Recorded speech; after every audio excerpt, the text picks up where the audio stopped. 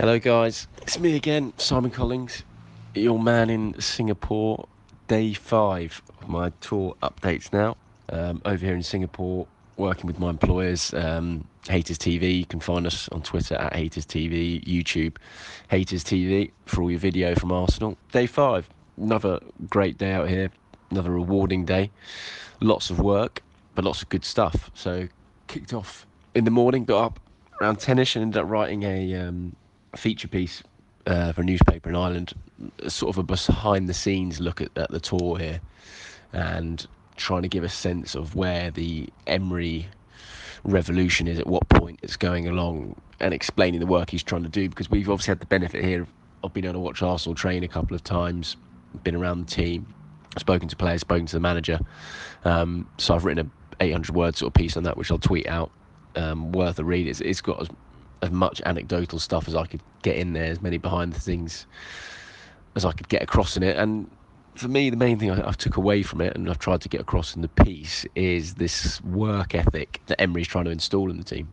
And he said when he, if you go back and look at his first press conference in May, 22nd of May, I think it was, he basically explained that he wants to try and get the team to work, and that was what he said. Above anything else, that this team is going to work, and then you'll come the tactical work and things like that. And so, from what I've noticed in this trip, is the work rate has been phenomenal. I mean, the way they've pressed in games, the way in training when you see them do drills, it's just intensity is so high. I'm speaking to someone in the club about the double sessions, and I was saying, oh, look, because I've always thought that every club does double sessions in pre-season. He says, yeah, they do double sessions, but before it would be, probably running in the morning and then maybe something light, bit of ball work in the afternoon. But Emery was making them do double running, and he was saying that, there were times when players couldn't walk at the end of the day, literally couldn't walk when they're coming off. So I think people have certainly seen how much work he has put these guys through, and how that work ethic is coming across in the players. And wrote it in the piece, but I get now why Emery wanted that backroom staff, because you see Carcedo, who's his number 2, you see him on the training ground, and he just basically gets Emery. I mean, he's been with Emery since 2006. They both, Emery got the Almeria job. Carcedo was his assistant then. 2008, I think Emery moved, to Valencia, and Carcedo got offered the job to stay at Almeria to become the number 1, and he was like, no, I want to stay with Emery, and he's been with Emery the whole way, and he completely gets Emery. And certainly watching some of the drills, I mean, Carcedo takes part in them. I mean, he's in keep ball and stuff, he is absolutely bombing around, throwing himself into tackles. The players like him, seem to get on really well. And I was chatting again to someone at the club, and I was saying, oh, because Carcedo was very popular at PSG apparently.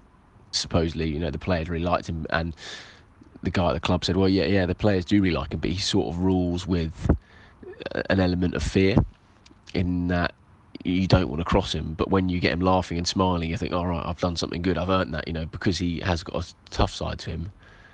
If you're getting him happy, smiling, then you're doing right, you're working for it. So the players respect that, and I think buy into it. And it's perhaps before it was a bit too easy going, they're maybe a bit too nicey. So I now get why Emery was like, no, I need my backroom staff in there. But then I also think it was wise for him to keep him Bold, because watching the training session as well, you have Bold, who all the players already know, who knows everything about the club. And with someone like Smith Rowe, who came on the tour, obviously Emery didn't know mass about him naturally. I mean, he knew a bit about him, but when he took the job, he was recommended by the club. They said, look, if you're going to need to bump up the squad for the tour party, you're going to need 25 players or so. Some people won't be here. They said, take Smith Rowe, and that certainly paid off. Anyway, back on with what a massive tangent there. Back on with day 5. So went over to the kit launch, which was down by the bay in Singapore. Amazing kit launch. I mean, the setting for it was unreal. Like literally, right on the water in the bay, absolutely roasting. I mean, I was dying of sweat and heat, but really cool. DJ there. They had kits all being printed, and you've probably seen on streams or TV, or whatever. They've got special numbers out here for the tour numbers, and the fans who bought a kit there could get the tour numbers on, and you can't get that anywhere else. You could literally only get it there, so that was quite cool for the fans who went. And they unveiled the kit. Can't say I'm a massive fan of the kit, not my cup of tea, but It looked better on, I thought, once the lads had it on, and they had Bella in there, Socrates, Cech, and Lacazette, and they all came out onto the stage, did a bit of Q&A with the fans. I thought a bit random that Cech was unveiling an outfield kit, but then he is a Puma client, so that made sense. Bellerin obviously a Puma client, so that made sense. And then Socrates and Lacazette made up with the other two, so there's four of them there. And then we did some interviews afterwards. So me and Sky went together, and we had Bellerin, who was really, really good. I asked him about, I said, look, there's all these reports all the time linking with Barca, Man City, you committed to this club? And he said, it's crazy that people ask him this. Like, I don't want to be anywhere else. I've always loved being at Arsenal. When he came here 7 years ago, he got the number 2 shirt as a gift, and now it's his shirt. So that was great. Ended up writing that piece for the Standard, which you'll have seen if you're back in London. You'll have seen it in the paper. I've tweeted it out as well. Then had Lacazette, good stuff from him. We may have slightly pissed him off by ringing up the World Cup, but it had to be asked, what was his emotions of missing out of it. And to be fair to him, he did answer it and said, look, it's just made me motivated to win trophies with Arsenal. I'm happy for the guys who won it, but now I want to win trophies with Arsenal. Cech, again, we had always a brilliant speaker. Cech, he's fantastic, intelligent guy. Was good on his future again. Said there's nothing in the Chelsea links. So if the club want me here to honour my contract, I'll honour my contract. So good news on that front. I think from what I'm gathering and sensing, it feels more like Ospina will be the one to go, partly because, and not his fault this, he's missed a lot of pre-season, so Cech's had the chance to state his case, and Ospina hasn't. So I would get a sense if one's going to go, it'll be Ospina. And then we had Socrates at the end, and he was actually really, really good. Very good English. Surprised me, actually. I didn't know his English was that good, but he was really, really good. Talking about, he spent some time at AC Milan, and he said he learned, that style of defending is really what's made him the player he is now. Interesting. I don't think he played masses there, from what I remember John telling me, John Welsh. But he said that's where a lot of his defending he's learned, and that's what he wants to bring to Arsenal. He wants that toughness, stability to come into the side, so that is nice to hear. For me, the jury's going to be out on him for a while, because I worry about his pace, certainly in the Premier League. But if, he's playing alongside a quick centre-back, which we don't massively have, but he's alongside someone like Chambers, maybe that'll work. So after the kit launch, quickly headed over to the stadium after filing my copy for the Standard. And we had Emery and Mkhitaryan for the press conference. Pretty all standard press conference. Emery confirmed that Iwobi should be getting a new deal. I originally thought it was going to be a 4-year deal, but I was told by someone else last night that it's going to be a 5-year deal. So I have to wait and see on that. But Emery's interestingly said the information I've been given is that he's getting a new deal, which basically means I don't deal with contracts. I'm not like Wenger, but I've been told he's getting a deal. So, and then Mkhitaryan didn't have masses to say, partly because the media have already seen him twice, so didn't speak to him a lot. But he was quite interesting on. Someone said, "Oh, when are we going to see the Mkhitaryan of Dortmund 2014, 15?" He was like, "Well, you won't, because that was at Dortmund." So, which I thought was quite funny. But he's certainly, at the moment, he's one player who I can't, with the way we're playing 4-3-3, I haven't really seen him, how he's getting into the team at the moment. I'd like him in one, if we're playing 4-3-3, I'd like him on the midfield three, but I'm not sure Emery's going to play him. So that'll be one to watch out for. We then went out to watch the Arsenal team train in the stadium, open training, so the fans had come in.